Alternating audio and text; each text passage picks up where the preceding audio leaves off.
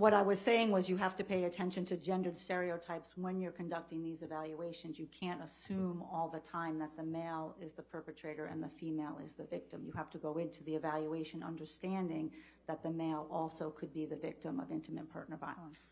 In fact, you're aware that there are large-scale studies that do say that IPV towards males does exist. Of course. Okay.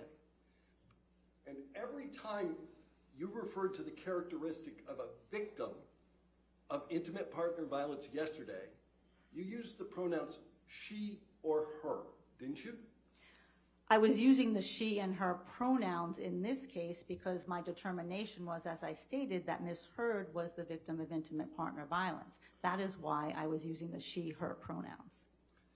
You, in fact, said women gets into the relationship for all the right reasons. That's what you said. The woman gets into the relationship for all the right reasons. And then you say difficult for victim to extricate herself. You go on to say that she can and she should. Over and over you use she, right? I believe in this case I did because I was referencing this case where I found Ms. Heard to be the victim of intimate partner violence. It doesn't mean that men don't get into the relationships for all the right reasons too. I believe they do.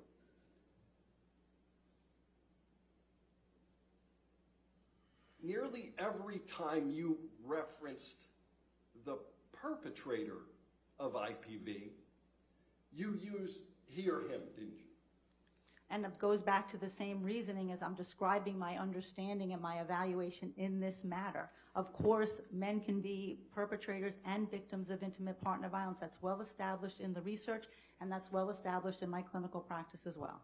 Isn't the reason that you used the pronouns that you did that you almost always testify on behalf of a woman? That's not correct. You don't even remember the last time you testified on behalf of a man. Well, I don't testify on behalf of someone. I testify as to the results of my evaluation. I frequently treat and assess male victims of childhood sexual abuse who are coming into treatment for abuse by their Boy Scout leader, by their coach, by their teacher, by a trusted adult. I see them in therapy. I see them in forensic matters, in criminal cases. So I treat and evaluate men all the time. I didn't ask you about treatment. I asked you about testimony. You broke out your practice between treatment and testimony. I'm not asking you about treatment. When's the last time you testified on behalf of a man? I testified recently in a deposition on behalf of a man who was traumatized because he was wrongly convicted. At the time of your deposition 6 weeks ago, you couldn't remember a single time you had testified on behalf of a man.